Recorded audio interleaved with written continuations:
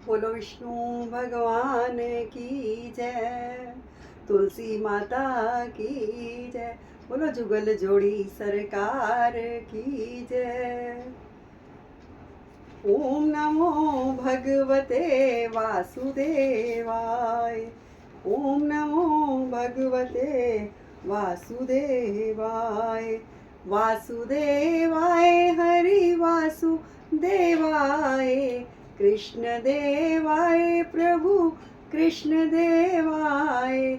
ओम नमो भगवते वासुदेवाय, ओम नमो भगवते वासुदेवाय, वासुदेवाय हरि वासुदेवाय, कृष्ण देवाय प्रभु कृष्ण देवाय।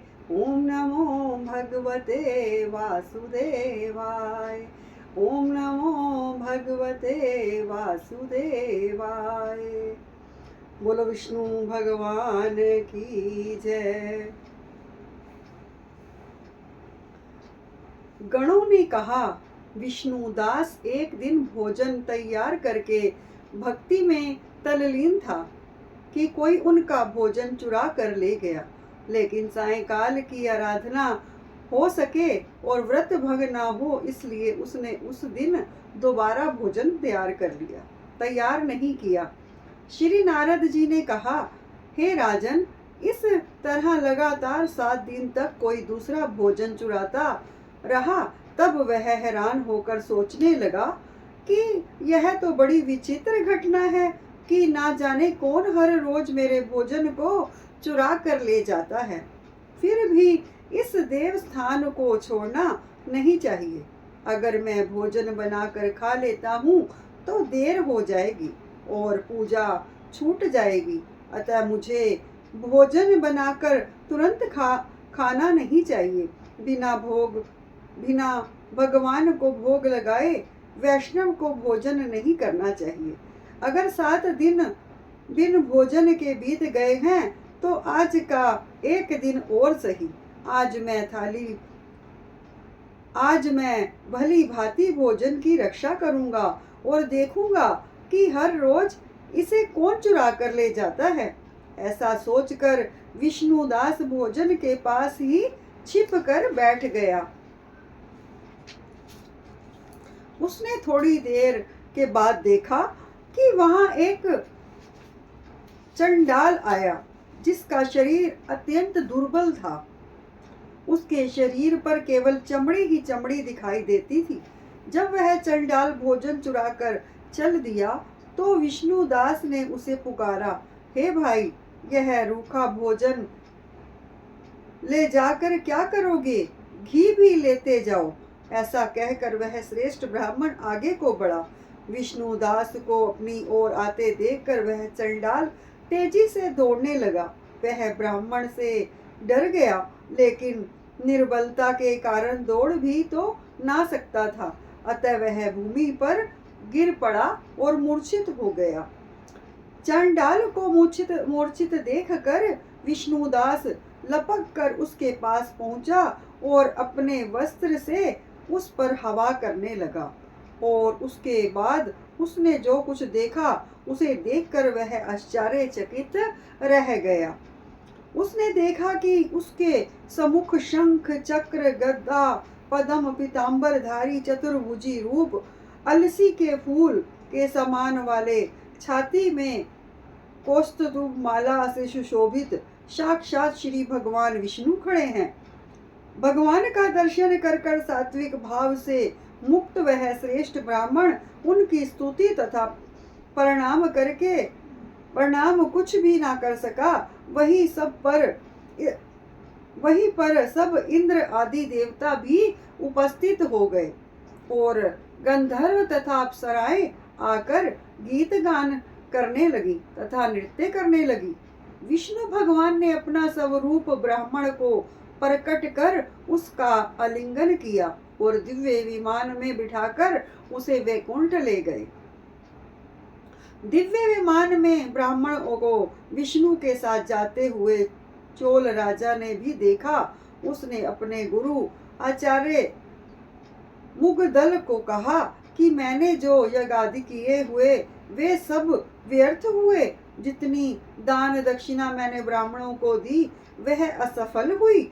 विष्णु भगवान के दर्शन नहीं हुए। विष्णुदास ब्राह्मण के ने केवल श्रद्धा से भक्ति की, उसके प्रभाव से विष्णु भगवान ने आकर उसको दर्शन दिए। इसलिए भक्ति ही सर्वोपरि है। मुझे विष्णु भगवान के दर्शन के लिए राजकाज त्याग कर भक्ति करनी चाहिए।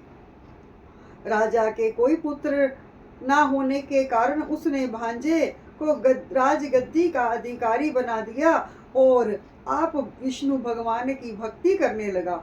बहुत काल तक भक्ति करने के बाद भी जब विष्णु भगवान ने दर्शन नहीं दिए तो वह अग्नि कुंड में कूद पड़ा।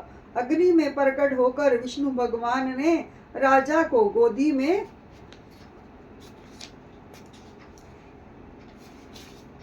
उठा लिया और कहा कि मैं तेरे त्याग और भक्ति से बहुत प्रसन्न हूँ। उसका आलिंगन करके उसको दिव्य विमान में अपने साथ बिठाकर वैकुंठ लोक में ले गए। भगवान विष्णु ने अपने समान रूप वाले ब्राह्मण को पुण्यशील और राजा चोल को सुशील नाम देकर दोनों को अपना द्वारपाल बना लिया। धर्मदत्त ने पूछा, हे देवगण, जय और विजय ने अपने पूर्व जन्म में ऐसा कौन सा पुण्य किया था जिससे भगवान विष्णु का रूप धारण करके वह उनके द्वारपाल हुए? गणों ने कहा, प्राचीन काल में तृणा बिंदु की पुत्री देवहूति से कदम ऋषि द्वारा केवल देखने मात्र से ही 2 सुंदर बालक उत्पन्न हुए। उनमें से बड़े का नाम जय और छोटे का नाम अजय हुआ। वे देवहूति के गर्भ से कपिल देव जी भी हुए। जय और अजय दोनों ही भगवान विष्णु के बड़े भक्त थे और धर्मात्मा थे। दोनों ही नित्य प्रति अष्टाक्षर मंत्र का जाप भी करते थे और भगवान विष्णु का व्रत करते थे। भगवान भी उन दोनों भाइयों पर अत्यंत प्रसन्न थे और नित्य पूजा के समय इनको दर्शन दिया करते थे। एक समय राजा के नियंत्रण पर देवऋषि नारद गणों सहित राजा के यज्ञ में पधारे। उस यज्ञ में जय ने ब्रह्मा और अजय ने पुरोहित बनकर यज्ञ को संपूर्ण करवाया। यज्ञ और विधि पूर्वक समाप्ति हुई। मारुत राजा ने जय और अजय को बहुत सा धन दिया। वह दक्षिणा लेकर दोनों भाई अपने आश्रम में वापिस आए। धन का बंटवारा करते समय दोनों भाइयों का आपस में झगड़ा हो गया। जय ने अजय से कहा कि धन के 2 बराबर बराबर भाग होने चाहिए। अजय ने कहा, नहीं, जितना धन जिसको मिला है उतना धन उसका ही है। तब जय ने क्रोध में भरकर अजय को शाप दिया, तुम धन लेकर नहीं देना चाहते हो, इसलिए तुम गहा हो जाओ। अजय ने जय का दिया हुआ शाप स्वीकार कर लिया और जय को शाप दिया, तू अभिमानी है, इसलिए तू हाथी हो जा। जब नियम पूर्वक दोनों की पूजा के समय जब भगवान उनको दर्शन देने के लिए आए तो दोनों ने भगवान से शाप मोचन एक उपाय पूछा। दोनों ने प्रभु से कहा, हे देव, हम दोनों आपके भक्त हैं, मगर हम हाथी की योनि में कैसे होंगे? हे कृपा सागर, शाप से हमारा उद्धार कीजिए। भगवान विष्णु ने कहा, मेरे भक्तों की वाणी भी कभी असत्य ना होगी। यमराज भी इसको अन्यथा नहीं कर सकते। पूर्व काल में तुम्हें मुझे भक्तराज प्रहलाद के कहने पर स्तंभ से प्रकट होना पड़ा था और राजा अम्बरीश के कहने पर 10 अवतार लेने पड़े थे। अतः अब एवं तुम दोनों अपने शापों को भोग कर फिर मेरे लोक को प्राप्त होगे। इतना कहकर भगवान विष्णु अंतर ध्यान हो गए। गणों ने कहा, तब वह दोनों गंडकी नदी के किनारे मगर और हाथी हुए। जाति संवरण रहने के कारण इस योनि में भी भगवान विष्णु का व्रत नियम पूर्वक किया करते थे। एक दिन कार्तिक की पूर्णमासी को वह हाथी स्नान के लिए गंडकी नदी में गया, तब पिछले जन्म का शाप सिमरण करके मगर ने हाथी पकड़ लिया। मगर के पकड़े हुए हाथी ने भी भगवान विष्णु का सिमरण किया। फिर क्या था, तुरंत ही शंख चक्र गदा पद्मधारी भगवान ने अपने सुदर्शन चक्र द्वारा उन दोनों मगर और हाथी का उद्धार किया और उन दोनों को अपने जैसा रूप देकर भगवान उन्हें वैकुंठ में ले गए। उसी दिन से उस स्थान का नाम हरि क्षेत्र प्रसिद्ध है। चक्र के आधात से वहां के पत्थरों में भी चिन्ह बने हुए हैं।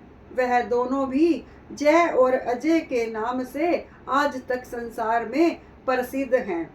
हे विप्रे, आपने भगवान विष्णु के द्वारपालों के संबंध में जो प्रश्न किया था उसका विस्तृत उत्तर मैंने दे दिया है। इसलिए हे द्विज, तुम भी ईर्ष्या और देश को त्याग कर नित्य भगवान विष्णु का व्रत करो। जगत के प्रत्येक जीव को समदृष्टि से देखो। तुला, मकर और मेष की संक्रांति में नित्य प्रातः स्नान किया करो। एकादशी व्रत किया करो। तुलसी वन की रक्षा किया करो। गो ब्राह्मण वैष्णव की सेवा के लिए हर समय तैयार रहा करो। व्रत करने वालों को मूसर कांची बैंगन के साग का कदापि प्रयोग नहीं करना चाहिए।